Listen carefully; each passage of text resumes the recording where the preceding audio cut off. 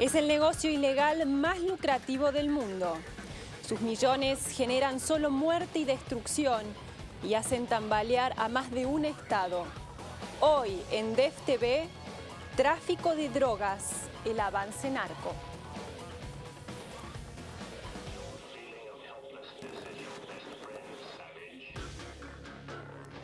Hola, ¿cómo les va? Gracias por acompañarnos en DEF TV, bienvenidos. Como decíamos en la introducción, vamos a dedicar el programa de hoy de hablar del narcotráfico en el mundo.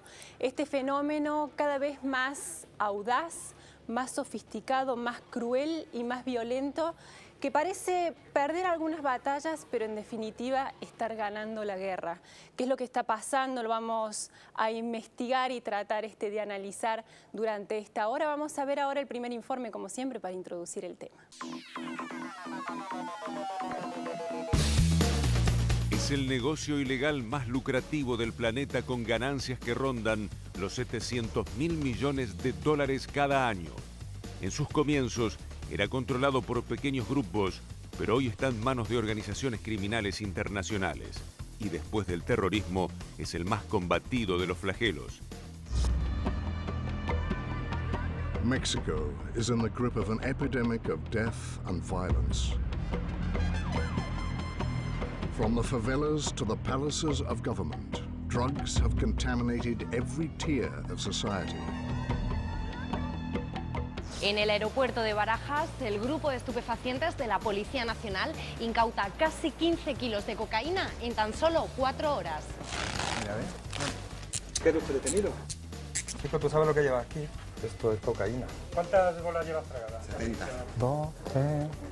El narcotráfico internacional es un delito contra la salud pública que en la década del 80 tuvo su periodo de expansión. Gracias a sus extraordinarias ganancias, los carteles de la droga se volvieron más violentos y sanguinarios.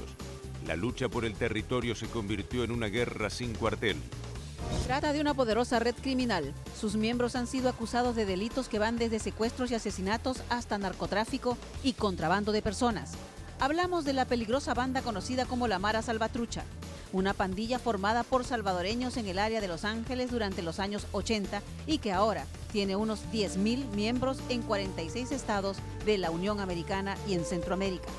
También conocidos como la M13, pandilla considerada una de las más peligrosas del mundo.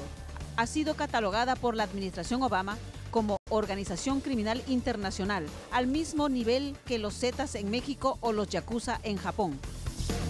Las grandes redes mafiosas y el crimen organizado se hicieron cargo de la venta de drogas ilegales y extendieron sus brazos por todo el planeta. Una célula la produce, otra la traslada y otra distinta la vende en cualquier continente.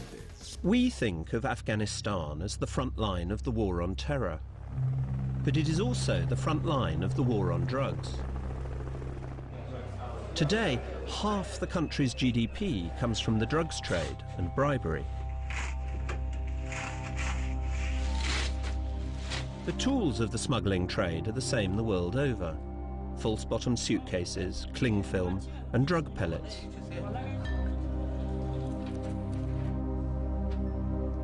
These drugs were no doubt heading for Europe. 90% of the heroin on Britain's streets is Afghan.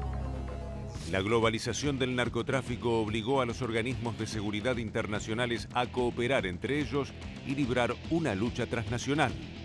Países con mayor experiencia en combatir a las mafias de la droga envían a sus agentes allí donde el delito intenta instalarse.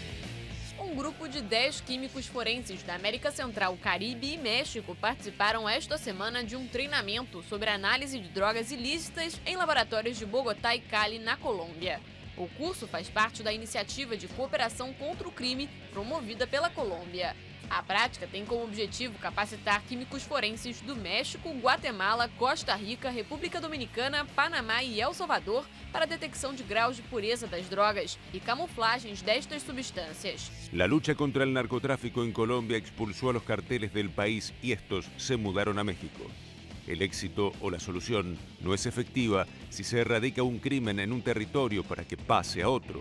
El país cafetero dejó de ser el principal productor de cocaína del mundo, pero ese lugar, en la misma proporción ahora, se lo disputan Perú y Bolivia. Al comienzo El Perú producía hoja de coca y producía pasta básica. Y el negocio del narcotráfico era un tema de colombianos y mexicanos. Las cosas han cambiado. El Perú produce hoja de coca, probablemente sea el principal productor del mundo, pero el Perú produce también pasta básica, pasta lavada y clorhidrato industrialmente fabricado en laboratorios que están por todo el país. Y probablemente a estas alturas el Perú sea el primer exportador de cocaína en el mundo y nadie habla de eso. Los Estados Unidos tienen una gran responsabilidad en la propagación del narcotráfico en el mundo. Sus ciudadanos consumen el 40% del total de cocaína que se produce en el planeta. Y este delito no escapa a una regla básica del capitalismo. Donde hay una demanda, alguien llevará la oferta. Es una guerra que lleva ya más de 6 años y los narcos se siguen reinventando, desafiando así a las autoridades a perfeccionar estrategias para detener uno de los negocios más remunerativos a nivel mundial. Los soldados mexicanos se han estado concentrando ahora en el estado de Michoacán, donde libran una carrera contra el tiempo porque apenas habían logrado neutralizar el liderazgo del cártel de la familia michoacana, cuando ahora intentan hacer lo mismo con el que vino a tomar su lugar, el de los caballeros templarios.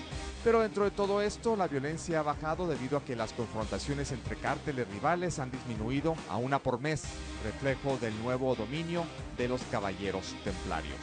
En la reciente elección presidencial norteamericana, algunos estados decidieron legalizar la venta y consumo de marihuana con fines recreativos. La medida golpea directamente en las arcas del crimen organizado. El resultado de la elección en el estado de Washington, Colorado y Oregon tendrá implicaciones en el cártel de Sinaloa que comanda el Chapo Guzmán.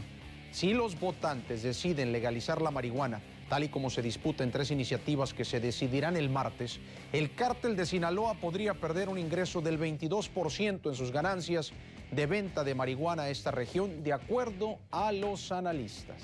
There's a two-way street in terms of the problems of transnational drug operations. The Mexican government, I think, has been very courageous in taking on these cartels. We have to be a more effective partner in both reducing demand for drugs here in the United States and for stemming the flow of weapons and cash that help to finance and facilitate these cartels. La cooperación internacional es una base fundamental para luchar contra un crimen que muta, evoluciona y se reconvierte. Las extraordinarias ganancias del narcotráfico son una tentación para los delincuentes. El tráfico ilegal de drogas es un flagelo que no conoce fronteras. Nos va a acompañar durante esta hora el doctor Guillermo Serpa Guiñazú. Es una persona de muchísima experiencia, no solamente en el conocimiento, también en lo que es el trabajo de campo, ¿no? Él, entre otras cosas, ha sido coordinador del mecanismo de evaluación multilateral de la OEA, ha estado además en otros organismos internacionales como las Naciones Unidas. Tiene muchísima experiencia, así que es un placer para nosotros que nos acompañe arrojando un poco de luz sobre este tema tan complejo. Bienvenido. Muchas gracias, Mariel, por su invitación y buenas noches a su audiencia. Bueno, y nosotros, como decíamos al comienzo, ¿no? Vemos por un lado el gran esfuerzo que se hace desde distintos organismos para luchar contra este flagelo.